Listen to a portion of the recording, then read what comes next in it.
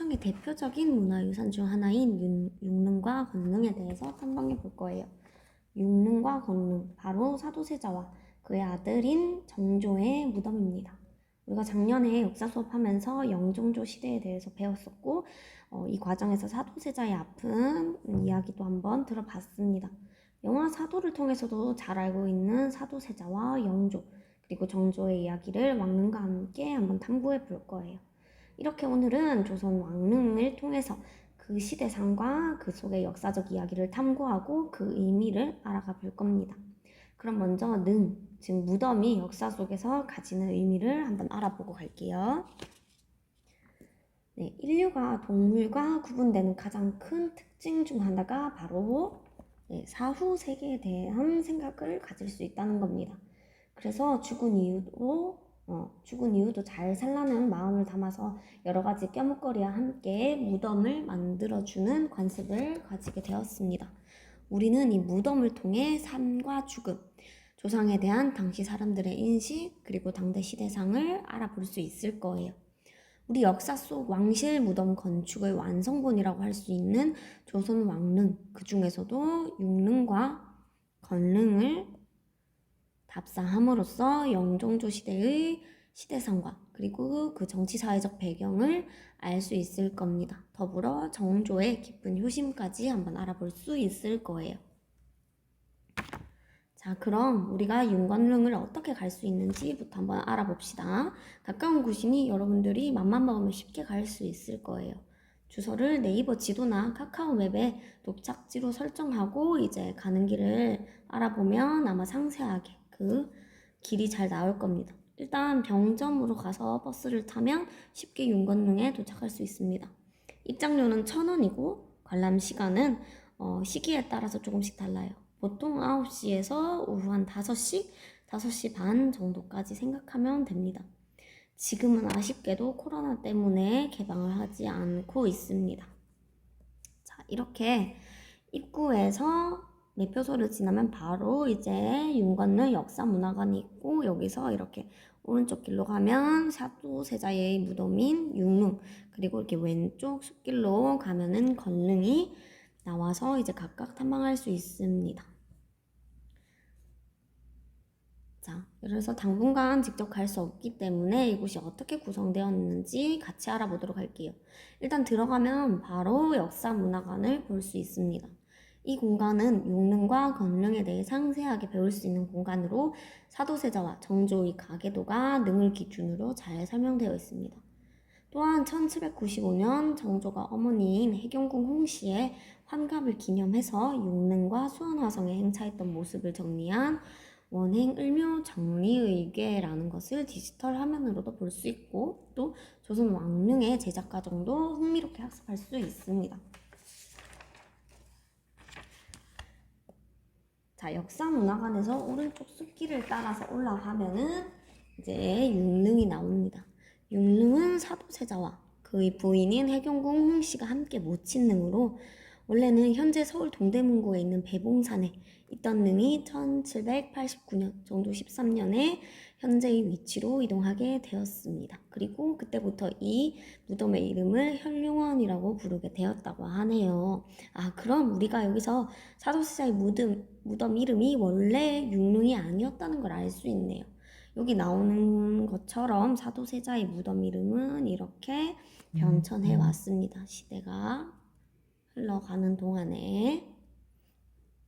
자, 일단은 1764년 사도세자의 무덤이 조성되면서 이제 영조가 그 무덤의 이름을 순묘라고 했습니다. 그러다가 1776년 정조가 사도세자의 존호를 장헌으로, 그러니까 장헌세자로 부르게 되면서 순묘의 명칭을 영원이라고 고쳐 부르게 됩니다. 그러다가 1789년 무덤을 현재 화성 현재 위치로 이장하면서 이름을 현룡원이라고 칭하게 되었고, 나중에 한국 근현대로 넘어가서 1899년 고종 황제가 사도세자를 장조 황제로 추존하면서 높여 부르게 되면서 그 무덤 이름이 육릉에 이르게 됩니다. 여기서 우리가 무덤의 명칭이 묘, 원, 릉을 거쳐서 이제 형성되는 걸 볼 수 있는데, 이게 바로 무덤의 계급을 나타내는 거예요. 묘라는 것은 사대부나 일반 서민들의 무덤에 붙여지는 이름입니다. 그 다음 단계의 무덤을 원이라는 것으로 칭하게 되는데, 원은 왕세자나 왕세자 비가 죽고 난 뒤에 그 무덤에 붙이는 명칭입니다. 그리고 능이라는 명칭은 왕과 왕비에게 붙여지는 이름인데요. 그럼 사도세자의 무덤이 왜 처음에 순묘였을까요?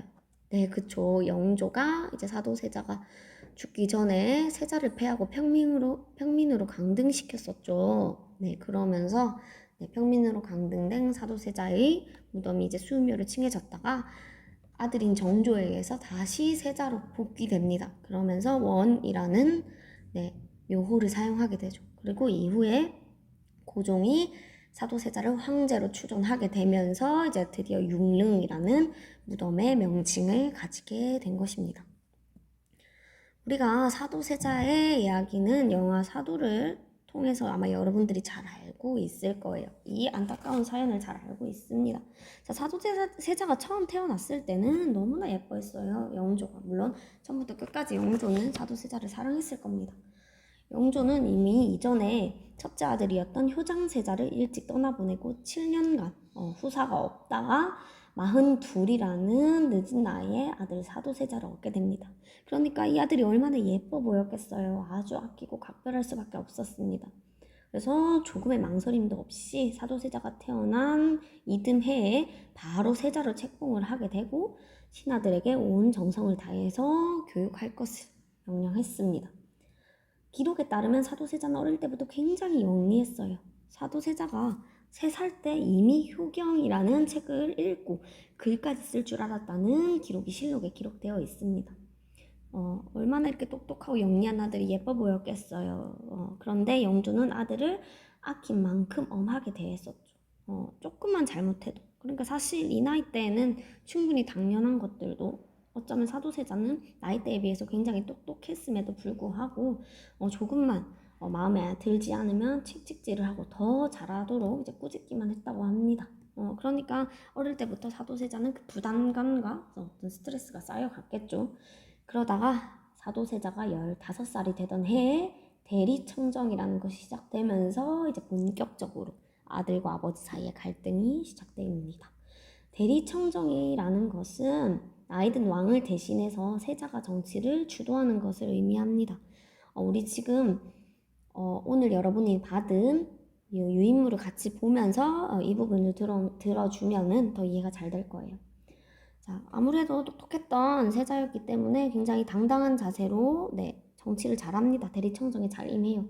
그러니까 당시 권력을 차지하고 있던 노론 세력은 긴장을 하게 되고 이제 계속 세자가 제대로 대리청정을 못하게 태클을 걸겠죠. 이렇게 노론이 세자를 견제하고 비협조하는 상황에서 대리청정은 결코 순탄하게 진행되지 않았을 겁니다. 이러한 상황에 영조는 세자를 격려하고 좀 더 칭찬해주는 그런 방향이 아닌 잘못된 부분에 대해서 계속해서 혼내기만 했습니다. 그러니까 이때까지 쌓여왔던 스트레스가 이제 여기서 터지게 되고 세자는 이제 마음의 병을 얻게 되면서 이것이 이상하고 괴이한 어떤 잔혹한 행동으로 표현되면서 이제 많은 죄를 짓게 돼요. 여러분들이 영화에서도 봤던 것처럼 궁녀나 신하들을 많이 죽이게 되고 유흥을 일삼게 되면서 공부를 아예 놓아버리게 되죠. 둘의 갈등은 이제 점점 심해졌습니다.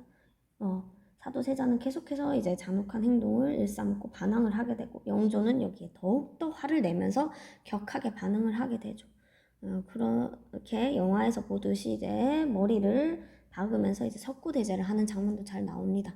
결국 영조는 사도세자한테 칼을 던져주면서 자결하도록 명령을 하게 되죠. 사도세자는 살려달라고 울면서 빕니다. 그러나 영조는 완강하죠. 결국 끝끝내 명령을 내리게 됩니다. 세자를 패하고 뒤주에 가두라라는 잔혹한 명령을 내리게 되죠.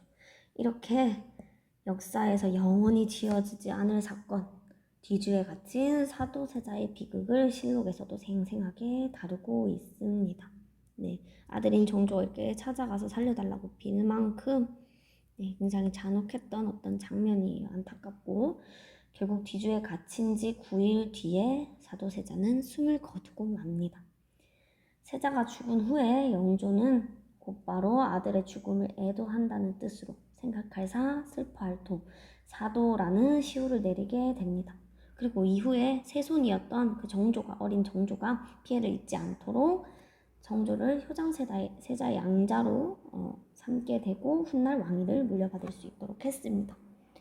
강력한 노련 세력 속에서 정치를 해봤던 영조는 그 세력들 속에서 정치가 얼마나 힘들고 어려운지 잘 알고 있었고, 그렇기 때문에 아들인 사도세자가, 사랑했던 사도세자가 그들에게 휘둘리지 않고 잘 정치를 해나가고 이후에 왕조를 잘 보존할 수 있기를 바라는 마음으로 왕으로서, 그리고 한 아버지로서의 그런 마음이 좀 잘못된 어긋난 방향으로 표현이 되었고, 결국 사도세자는 비운의 죽음을 맞이하게 되었습니다.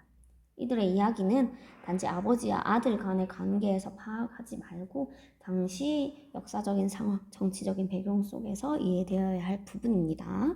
기회가 된다면 사도 영화 다시 한번 보세요. 네, 이렇게 육릉 앞쪽에 비각이 하나 설치되어 있는데요. 이 안에는 두 개의 비석, 즉 표석이 존재합니다. 네, 이 육릉 두 개의 비석 중 한쪽에는 조선국 사도 장원세자 혈룡원이라는 글이 새겨져 있고, 또 나머지 한쪽에는 대한장조의 황제, 육릉 현경의 황후 부자라고 새겨져 있습니다. 각각 정조와 고종 때 설치된 비석으로 그 무덤의 명칭의 변화를 또 여기서도 알 수 있겠지요. 자, 이렇게 아픈 역사를 담은 육릉을 뒤로하고 우리는 다시 왔던 길로 되돌아가 이번에는 역사문화관에서 왼쪽 숲길로 가다 보면 등장하는 건릉으로 가보도록 하겠습니다. 건릉은 정조와 그의 아내인 효의 왕후가 함께 묻힌 능입니다. 1800년 이제 정조가 죽고 사도세자 무덤 동쪽 언덕에 정조의 무덤인 건릉이 원래 조성되었으나 이후 신하들에 의해서 그 건릉 위치가 불길하다는 건의가 있었고 옮겨야 된다고 계속해서 주장이 있어서 1821년 효의 왕후가 세상을 떠난 것을 계기로 건릉의 육릉 서쪽 언덕인 지금의 위치로 이장하게 되었습니다. 네, 자, 그래서 이렇게 오늘은 원격으로 육릉과 건릉을 함께 탐구해 보았는데요. 네, 직접 가보면 그 울창한 숲길과 왕릉의 웅장함을 한번 느낄 수 있었을 텐데, 네, 직접 이렇게 가지 못하는 상황이라 너무 아쉽습니다. 다음에 상황이 좋아지고 기회가 된다면 충분히 이제 여러분들도 갈 수 있는 위치이기 때문에 한번 꼭 가보길 바랄게요. 다음 시간에는, 다음 창체 동아리 시간에는 이 윤건릉 근처에 있는 용주사라는 절에 우리가 한번 또 간접적으로 탐방을 해보도록 할 겁니다. 네.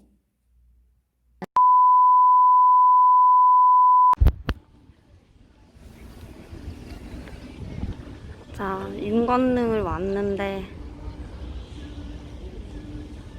지금은 코로나 때문에 문을 닫았습니다. 다들 상황이 나아지면 한번 직접 와보세요. 네, 아쉽네요. 여기까지 왔는데.